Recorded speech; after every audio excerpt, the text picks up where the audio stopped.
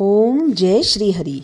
अभी तक आपने मैथिलीपुरी राजा के इक्ष्वाकु का वर्णन सुना। अब आपको 8वां अध्याय सुना रही हूँ। तदंतर मैथिल ने कहा, हे ब्राह्मण, जलदान न करने से इक्ष्वाकु वसुंधर राजा का 3 जन चातक होना और मेरे घर में गृह गोदी बनना ठीक ही हुआ, क्योंकि साधु महात्माओं की सेवा न करने से गिद्ध की योनि पाई। परंतु आपने जो यह कहा कि उसे 7 जन्म तक कुत्ते की योनि मिली, यह बात मुझे बहुत अनुचित प्रतीत होती है। उसे बिना कारण ही कुत्ते की कुयोनि क्यों मिली? हे विप्रवर, मैं आपका शिष्य हूँ, आप मेरे इस संशय को दूर कीजिए। राजा के प्रश्नों को सुन महायशस्वी ऋतुदेव बोले, हे देव, धन्य धन्य कि आपने यह पूछा। हे राजन, पाप रहित जो तुमने पूछा है मैं उसका समाधान कहता हूँ। यही बात कैलाश के शिखर पर शिव जी ने पार्वती से कही थी। सब लोगों की रचना कर उनकी आमंसिक और एक 2 प्रकार की स्थिति बनाई, जल सेवा, अन्न सेवा और औषधि सेवा। हे महाभागे, ये तीनों ऐहिक इस लोक की स्थिति के हेतु हैं। साधु सेवा, विष्णु सेवा और धर्म सेवा, ये तीनों परलोक की स्थिति के हेतु हैं।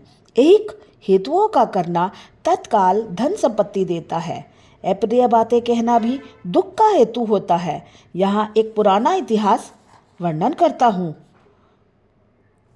जो ऐसा पापनाशक और अद्भुत है, जिसके सुनने से सभी पाप नष्ट हो जाते हैं। यज्ञ दीक्षा में उपगत दक्ष प्रजापति एक समय महादेव जी को बुलाने कैलाश पर गए। उन्हें देखकर उन्हीं की भलाई सोच महादेव जी ने उठकर आदर नहीं किया। शिव जी ने सोचा, मैं संपूर्ण देवताओं का गुरु हूँ। स्वामी सेवक के आने पर पति स्त्री के लिए, गुरु शिष्य के लिए नहीं उठते। जो स्वामी स्वयं भृत्यादि के लिए उठते हैं, उनकी आयु, धन और यश तत्काल नष्ट हो जाता है। इसलिए मुझे उठना उचित नहीं है। यह मेरा प्यारा ससुर हैं। ऐसा विचार कर दक्ष प्रजापति की भलाई सोचकर महादेव जी आसन से नहीं उठे। तब महादेव जी द्वारा उठकर आदर न किए जाने के कारण दक्ष प्रजापति को बड़ा क्रोध आया और अनेक प्रकार से महादेव जी के आगे ही निंदा करने लगे कि ऐसा अहंकारी, जिसका धन केवल एक बूढ़ा बैल है, कपाल की हड्डी धारण करता है, शमशान में घर है, सर्पों के आभूषण धारण करता है, संग में रात दिन भूत प्रेत पिशाच ऐसे ऐसे दुर्जन रखता है। दुरात्मा नारद के बताने से मैंने अपनी कन्या सती का विवाह इसके संग कर दिया। यह भी अलग धर्म वाली हो गई। मैं इसे कभी नहीं सह सकता। मेरी पुत्री से भी मुझे कुछ प्रयोजन नहीं। ऐसे विमलात्मक दक्ष ने सती और शंकर को निमंत्रण नहीं दिया और अनेक प्रकार के कुवाक्य कहकर चले गए। तदंतर यज्ञ स्थान में जाकर ऋत्विक और मुनियों को संग ले विधि पूर्वक यज्ञ करने लगे और शंकर जी की निंदा करता रहा। ब्रह्मा और विष्णु को छोड़ सिद्ध, चारण, गंधर्व, यक्ष, राक्षस और किन्नर आदि सब देवता यज्ञ में आए। तब सती की इच्छा अपने कुटुंबियों से मिलने तथा उत्सव देखने की हुई। स्त्रियां स्वभाव से ही चंचल होती हैं। महादेव जी के मना करने पर भी जाने की उन्होंने ठान ली और बोली कि मुझे अपने पिता के घर जाना है। महादेव जी बोले, हे पार्वती, सभा में बैठकर वह मेरी सदा निंदा करते हैं, जो तुमसे सही नहीं जाएगी और तुम निश्चित ही शरीर त्याग दोगी। अतएव तुम अपने पिता के घर मत जाओ, वहाँ जाने से तुम्हारा कल्याण नहीं है। इस प्रकार समझाने पर भी सती नहीं रुकी, अकेली घर से निकलकर पैदल चल दी। तब नंदी ने चुपचाप सती को अपनी पीठ पर बैठा लिया और महादेव जी के करोड़ों भूतादिगण पीछे चले। सती जी महलों में होती हुई किसी के न बोलने पर उदास हो महादेव जी की बात याद कर यज्ञ मंडप में बैठ गईं। वहाँ पर भी दक्ष प्रजापति और सभा के सब लोगों को अपनी तरफ देख किसी के न बोलने पर सती वहाँ खड़ी होकर रुद्र की आहुति तक पिता की चेष्टा देखती रहीं।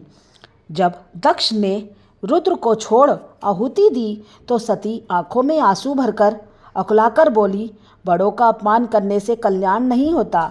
तुमने रुद्र की आहुति नहीं दी है। ये जितने ऋषि मुनि महात्मा इकट्ठे हैं, इन्होंने भी तुम्हारी दुष्ट बुद्धि दूर नहीं की। विधाता इनके भी विमुख ज्ञात होता है। सती की ऐसी बात कहने पर पूषा देवता मुंह फाड़ हंसने लगे। शुक्राचार्य दाढ़ी और मूछ फड़फड़ाने लगे। बहुत से भुजा, पांव और कक्षाओं को फड़फड़ाने लगे और दक्ष निंदा करने लगे। उनकी बातों और पति निंदा सुनने का प्रायश्चित करने के लिए क्रोध से लाल हो शरीर त्याग करने का विचार कर सबके देखते देखते सती होम की अग्नि में गिर पड़ी। सती के गिरते ही वहाँ हाहाकार मच गया। महादेव जी के गण भागकर शिव जी के पास पहुँचे और सब कथा सुनाई। शिव जी ने यह सुनते ही उठकर कालांतक के समान क्रोध से एक जटा उखाड़ पृथ्वी पर दे मारी, जिससे बड़ा बलवान महाकाय वीरभद्र उत्पन्न हुआ। उसके सहस्त्र भुजा थी और रूप यमराज के समान था। वह महादेव जी के सम्मुख हाथ जोड़ कहने लगा, क्या आज्ञा है प्रभु। यह सुन रुद्र भगवान क्रोध करके अपने सन्मुख खड़े हुए वीरभद्र से बोले कि तुम बड़े बड़े बलवान भूतगणों को अपने साथ ले जाकर मेरे निंदक दक्ष का नाश करो, जिसके कारण मेरी पत्नी प्रिया सती को शरीर त्यागना पड़ा। महादेव जी की आज्ञा पाकर वे सभी यज्ञशाला में पहुँचे और देवता, असुर, मनुष्य आदि सब सुबटों को मार गिराया। पूषा के दांत उखाड़ डाले तथा दुरात्मा भृंगु की दाढ़ी मूछ उखाड़ डाली।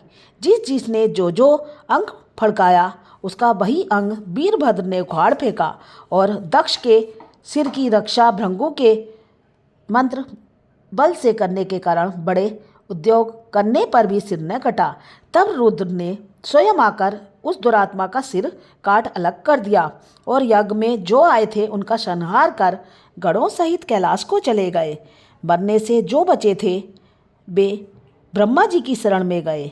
उनको संग ले ब्रह्मा जी कैलाश पर पहुँचे। महादेव जी का क्रोध शांत कर समझा बुझाकर उन्हें ले यज्ञशाला में गए और जो यज्ञ में मारे गए थे उन सबको जीवनदान कराया।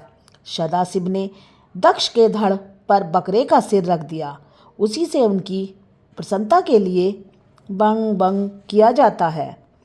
बकरे की दाढ़ी भृंगु जी के मुख पर लगा दी। पूषा के जहाँ तहाँ अंग लगाकर सबके सिर जोड़ और सबका कल्याण कर दिया। दक्ष का यज्ञ पूरा कराकर देवता अपने अपने स्थानों को गए और शिवजी नैष्ठिक ब्रह्मचर्य व्रत धारण कर गंगा तट पर पूर्णांग वृक्ष के नीचे तप करने लगे।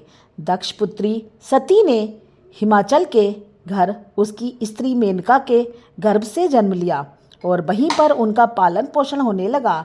इतने में तारकासुर नामक एक राक्षस उत्पन्न हुआ और परमेष्टि ब्रह्मा से वर पाया कि सिवाय रुद्र के महाकाली पुत्र के तू किसी से नहीं मरेगा। यह बात सुन उसने सोचा कि शिव जी के कोई स्त्री तो है ही नहीं, फिर पुत्र कहाँ से होगा। वह सब लोकों और देवताओं को सताने लगा।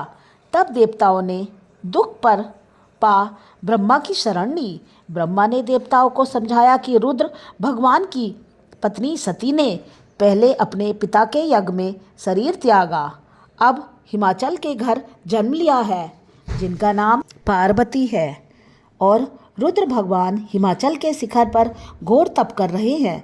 किसी तरह पार्वती का पारिग्रहण रुद्र भगवान से कराना चाहिए।